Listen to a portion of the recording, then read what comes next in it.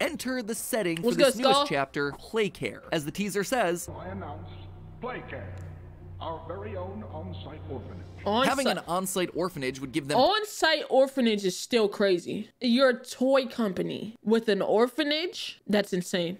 I'm sorry. I'm sorry, but no, bro. That something just didn't sit right with that.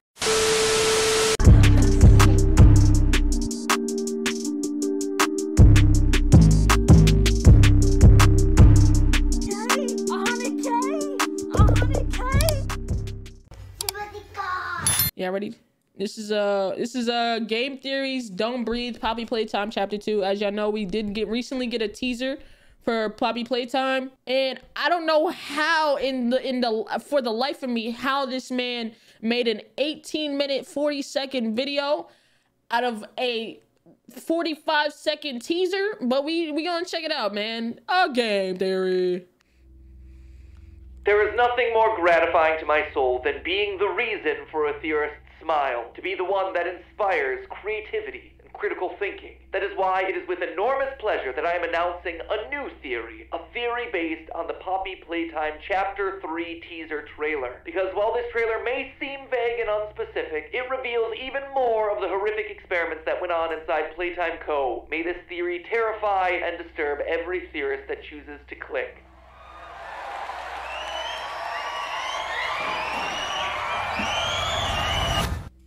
Game Theory. Hello, Internet. Welcome to Game Theory, the show that encourages you to wake up and smell the poppies. And I mean that quite literally, friends, because today we're diving nose first back into the world of Poppy Playtime, which has been suspiciously quiet since the release of Chapter 2 back in May. Then, all of a sudden, out of nowhere, we got ourselves this little surprise last week. A teaser trailer for Chapter 3 coming out, according to the video, sometime next year. And let me tell you, friends, if you haven't seen this teaser yet, it gets dark. It starts off with a slow panning shot of the toys that we've already defeated. Huggy Wuggy lying on the ground, Mommy Longlegs ripped into, Brawn the dinosaur's head for some reason. All while we listen to Elliot Ludwig, founder of Playtime Co., giving an announcement about Playcare, the adoption initiative that Playtime Co. is starting. He states that Playtime owes everything to these children, and then the trailer ends as the camera moves up to reveal a creepy-looking gas mask, all while the sounds of audience applause mix with the horrifying cries of children.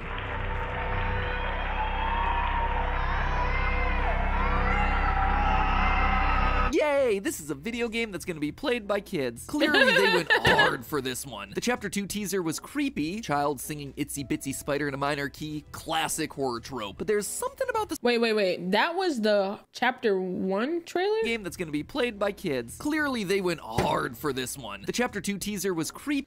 Chapter 2 teaser. Child singing Itsy Bitsy Spider. Oh, I didn't. Did we watch the Chapter 2 teaser? I feel like we did.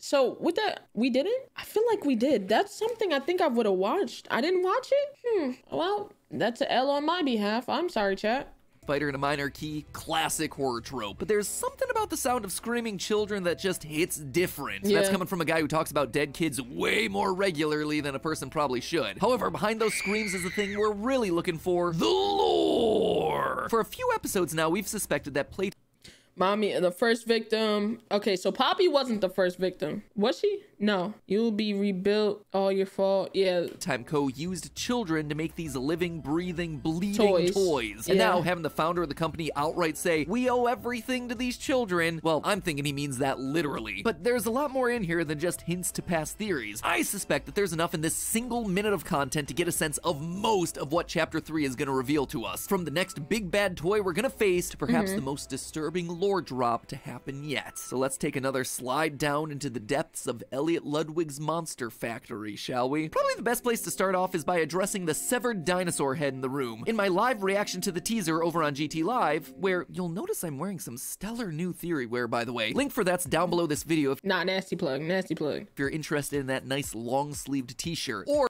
you know, maybe an awesome new futuristic backpack. Man, come on, crazy plug. Merch push got me all confused. Oh yeah, in my reaction, seeing bro— I'm not gonna lie, I'm finna plug my merch just like that, chat. You know what I'm saying? Probably not during the stream, but once the merch drop, I'm gonna plug that bit right right in between, just snuggle it in there, you know what I'm saying? On the dinosaur here immediately set off some theory alarms. Is that the dinosaur? What is that, Brawn? Brawn the dinosaur? His appearance here seems very intentional. The trailer begins by panning up from the remains of our first two bosses, and then we land on him, implying that he... So we might fight the dinosaur then, if that's the case. I didn't even recognize him. I didn't even recognize that he was in there. His head blended in so well with the tile. I mainly focused on the mask when we reacted to the trailer. I didn't really even focus on the dinosaur head like that. He then is going to be our chapter 3 big bad. This feels especially... But am I really going to be scared of a fucking dinosaur? Am I really gonna be scared of a dinosaur? Like, genuinely. Especially true when you consider that the rest of the less important characters from past chapters like Pugapillar and Bunzo appear behind the gas mask at the end of the trailer. If we're to believe this motif that they're setting up here, right, it seems to be indicating that chapter 1 boss, Huggy, chapter 2, Poppy, chapter 3 then is Brawn going to be the boss, or kind of like the big bad of chapter 3. It's also worth pointing out that the gas mask at the end of the teaser is red and yellow, exactly like primary Brawn the dinosaur's color palette. No other toy we've been introduced to at this point matches that coloring, so it does seem like an odd coincidence. Like, again, it's purposefully trying to hint at Brawn's importance in this upcoming chapter. And then why would you wear a gas mask? What the fuck is... Wait a damn minute. Daily cash, food and drinks. Oh, okay. I just, my bad, chat. I got a Apple Card notification. I thought somebody swiped my shit somewhere. I thought I lost my card. I'm sorry, y'all. The cardboard cutouts. Throughout chapter 2, you find these cardboard cutouts of the various characters from Playtime. I didn't even hit those scattered when I throughout played. the map. If you push the buttons multiple times, they say various phrases. Some of them harmless. Do you want to play with PJ? Some of them disturbing. You need to get out of here. Just kidding! Go have fun! And if you keep on pressing, most of them end up as a glitchy mess. Now, I gotta be honest, when I first saw these things, I really wanted to do a theory just on these cardboard cutouts, expecting there to be some sort of hidden lore inside the glitchy audio. Like, it is the perfect place to hide lore. The perfect place to hide some lore. Yo, not you trying to force them to hide lore in this thing.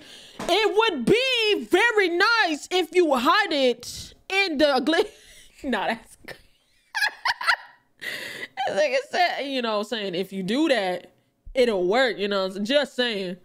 Or mob games, wink wink nudge nudge. I tried pitch shifting, reversing the audio, spectrograms, basically everything I could think of. You know what I got? Nothing. Maybe there'll be something that happens in chapter 3. Who knows, mob games? But that doesn't necessarily mean that they were totally useless, because Brawn does actually give us some interesting information. By pressing his cutout button once, we get a setup for a joke. What do you call a dino with one eye? And then pressing it again, we get the punchline. Do you think he saw us? Slow clap there, Brawn. Slow clap. That is the type of humor that's kept me alive on YouTube for the past decade. However, keep pressing the button and you get this. What do you call the scariest dinosaur? Me. Brawn is outright telling us that he's a scary dinosaur. Okay. See, I wasn't even pressing those for real. I was just trying to beat the game because I was fucking scared. But, you know what I'm saying? I appreciate people who play the games for the lore. You know what I'm saying? Me. I was trying to get in, get out. You know what I'm saying? Simba? Bro, that game is scary as hell. The other toy cutouts, even the ones that do try to kill us within this very chapter, aren't nearly that overt. Some of them have ominous lines, but none of them are outright warning us about how scary they can be. In short, all the signs are pointing at Brawn being the toy that we're gonna face next, which is why I don't believe it. I suspect that this might be a big misdirect on the part of Mob Game. Wait, so did you just, for 5 minutes, tell us that he's going to be the next one to say that you don't believe it? And I got another theory in mind. This is crazy. I think it's theory bait. It's meant to get little theorist fishies like me interested in the hook, and then I get lured in and served up on a platter. You see, this isn't the first time that we've had Brawn shoved into the spotlight only to be relegated as a mere background character when the chapter ultimately comes out. All the way back in the first trailer for Poppy Playtime, there's this wonderful shot of a giant toy Brawn whose head suddenly turns around on its own and reveals its cold, dead eyes. And then the chapter came out and he was a poster. Cool, cool, cool. He reappears in chapter 2, but again, he's nothing more than just a prop in a puzzle sequence. And from a business perspective too, it just doesn't make sense for Braun to star in Chapter 3. Mob Games have had such success in creating new big scary villains like Huggy and Mommy. The third chapter, just going back to a character that's existed since the beginning, it loses a lot of the hype of a big teaser reveal. And they not only lose hype, but also a good merchandising opportunity. People have loved Braun, Catbee, and all the other toys since Chapter 1. New chapters means the opportunity for new characters, which means more new merch. And the last thing about this is that Mob Games... Because you see me back there with my Huggy Wuggy Toonsies. You know what I'm saying? Y'all can't really see it. You know what I'm saying? But he back there for real. If you really look, you know what I'm saying? Shout out Dante. But if you really look, he back there. All I'm saying is that I would buy another one, right? Chat, you know? That's what I'm saying. Games' strength really seems to be flexible characters, things that bend, feel softer or rubbery. I mean, Kissy Missy trying to pull this switch in the middle of Chapter 2, not only is it hilarious, but it also just shows the strength of the team's animation of... Bro, honestly, this part, when I watched people's gameplay back, I was like, oh, she was nice. I didn't even know she was, bro, I saw her, I took the fuck off, bro. I didn't even see that she opened the door for me. I was not with none of that. Nope, I was going. Softer, stuffed characters. It is a huge and welcome departure from the monster designs of a certain other indie franchise that's dominated the scene for the past 8 years. Braun is hard, he's heavy, he's robotic. Again, pushing away from the monster aesthetic that's worked so well for Poppy Playtime up to this point. So call it a hunch from the past decade of doing this, but I don't think Braun is gonna be our big bad. I think they're gonna reveal more about our big bad in October or November as they get closer to next year's release. But hey, that's just a theory. A mini theory that exists within this one larger theory, because I am nowhere near done with this teaser. But if I am gonna keep going to reveal the big lore drop that I expect is gonna happen in Chapter 3, I'm gonna need you to do one thing for me right now, and that is click the subscribe button. You guys know I know a lot about YouTube, right? Well, here's a little known fact about how it works. Your clicks on the subscribe button actually wind up a crank over at YouTube headquarters and give the algorithm the power that it needs to play the various videos. So I'm gonna need you to wind that crank. Bet you can't click the subscribe button before I count down to 0. Hey, psst. I'm not one to gossip, but I heard you wasn't following me on Twitter and Instagram, and you wasn't updated when I wasn't able to post on YouTube, and you thought I was gone. So follow me on Twitter and Instagram. It's that simple. Enjoy the rest of the vid. I already did it. We already, you know what I'm saying? We locked in. Twin.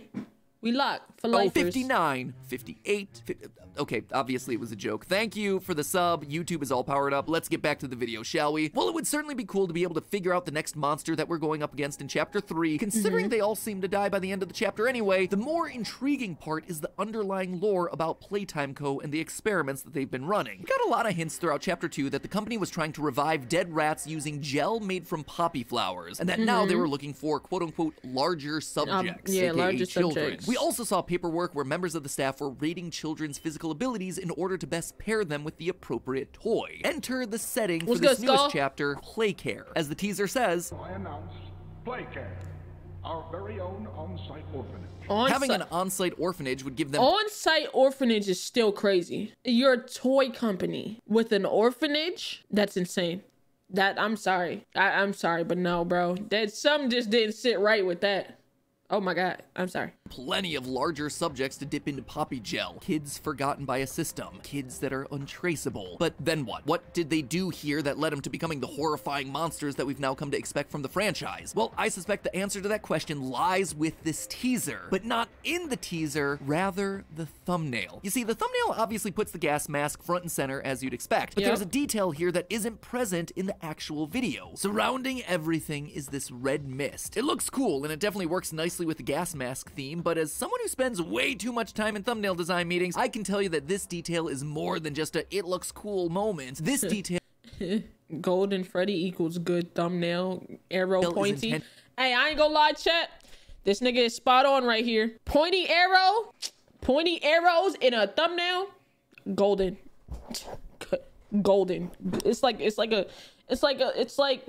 It just does something to the thumbnail. Like, there's no reason for it, but if you have one, it just steps it up a notch. Meetings, I can tell you that this detail is more than just a it looks cool moment. This detail is intentional. It reveals way more than anything in the like teaser a poppy itself. gas? It reveals the usage of poppy gas. I mean, Chat! Talk to me. Talk to me. Like I said, poppy gas. That's why we got the gas mask. I'm about to, yeah, game theory hit me up. You know what I'm saying? I be thinking sometimes too. I mean, poppies are red flowers after all, so it just seems to make sense. I do think that the poppy gas, I think that's probably where they're headed with this, right? Is making the poppy into a gas that then is converting the kids. Immediately after I filmed this over on GT Live, I jumped on the computer and started looking into the idea of poppy gas. And you know what I found? Nothing. Zilch. Nada. Turns out nobody is interested in turning an odorless flower into a gas. But then, I remembered this moment from the opening seconds of the game. Her hair is sturdy and won't come out when you brush it, and smells just like a poppy flower. Her hair smells like poppy flower, yeah, but what? poppies aren't supposed to have a smell, right? Well, they don't, unless you're talking about a specific type of poppy, opium poppies. This is actually something that I casually tossed out there in our first ever theory on Poppy Playtime. Side note, I looked into, and it turns out that poppies don't really have that much of a smell, unless of course you're talking about opium poppies, in which case you're opening up a whole lot of messed up there. You see, normal poppies don't have a smell and don't have much of a narcotic effect because they have low levels of alkaloids, basically just a naturally occurring compound in the plant. Opium poppies, though, have higher alkaloid levels, resulting in a stronger smell and more physiological effects on humans. What do? Well, look no further than the Wizard of Oz. Poppies will put them to sleep. I can't run anymore. I'm so sleepy. You can't rest now. We're nearly there. Opium has been used throughout history as a Oh, wow. Wow. Fuck, yo, this nigga, bro. How does he do this, bro? This is actually insane. painkiller and sleep inducer thanks to some of the chemicals found within it, namely morphine and codeine, drugs that you might be familiar with because they're Wow. Yo, the lore part of video games is so astounding, bro. It's just like, bro, you like playing a game, you never really think this deep into it, but he has a fucking gigabrain. That's dead ass. That's the only way I can explain it. Like, you don't really think about these game things while you're playing it, but there's niggas that do, and once you play it and you hear it explained, it just makes so much more fucking sense. are still used today as painkillers. Now, obviously, there are more and more regulations on using opiates like these for medical purposes. In fact, my partner Steph, in her former life before YouTube, worked on helping educate doctors about the medical uses and dangers of opiates and opioids. However, that sort of knowledge didn't exist in the early 1900s, and this stuff was totally unregulated. Opium would commonly be mixed with sugar and water to make syrups, balms, and soups, which would then be given to children that couldn't sleep. These balms could then be applied to women's chests to help babies wean faster, or they would be put on babies' gums to soothe them while they were teething. In fact, they were just God damn. Now when you think about what that shit is used for and what they used to use it for unregulated, dog, these niggas was just drugging up everybody and nobody fucking knew. Nobody knew, chat. Nobody knew they were being drugged. What the fuck? That's crazy. They were marketed as soothers and could be purchased in pretty much any grocery store at the time. You know, it was just common practice for perfectly normal kids to be given highly addictive drugs, at least until regulations finally came down in 1912. But as disturbing as that may be, it actually connects directly back to Poppy Playtime. Playtime Co. using opium poppies in Poppy's hair follows this trend of subduing kids who are in pain or just a bit restless using a drug. It also means that they were probably able to skirt around regulations. Who would suspect a toy company putting opium in a doll's hair? And considering they weren't a medical center, they probably were even less likely to fall into suspicion. But how does all of this relate back to our creepy gas mask and the red fumes surrounding the toys? A gas mask, to me, implies that the gas is covering a large area, and that the gas is more concentrated. In my research, I found this, carfentanil, a narcotic gas that's in the same category as opiates and opioids, which is 10,000 times stronger than morphine, which itself is 100 times stronger than opium. And carfentanil has been weaponized as a gas before. In Russia back in 2002, a group of rebels took a theater of 800 people hostage. Since I already seem to be doing movie references in today's episode, it's basically like this opening scene from Tenet. After 3 long days, the Russian authorities were suddenly faced with a difficult choice of how to possibly end the standoff. They decided to use a carfentanil-based gas to knock out the rebels, thereby allowing the troops to get into the building safely. Except there was one problem with the plan. Carfentanil is too strong. Again, stuff is 10,000 times stronger than morphine. Well, sure, the carfentanil did indeed knock out the insurgents so the authorities could get in. It also killed 130 of the hostages who are also in the building breathing the stuff in. The gas fills your lungs, replacing the oxygen that you should be breathing in, meaning that no oxygen is getting into your bloodstream, but instead this deadly chemical, eventually causing your body to shut down. Which then brings us all the way back around to Playtime Co. and their experiments with poppy flowers and rats. The experiment that we read about in Chapter 2 shows that Elliot and his team killed a rat and submerged it into a poppy flower gel mixture before trying to revive it. The process didn't work, which they figured was because of the size of the test subject. But what if it was more than that? What if part of the problem was that it was only coated in a poppy gel mixture? I mean, I could go swimming for hours, but I can't then claim that I'm suddenly hydrated. The water's only effective once it's inside of my body. This is a lot. This is a lot. I'm wondering if that's actually what we're seeing here. Poppy gel didn't work, but what if you breathed in poppy gas? Suddenly, you'd have it in your system immediately.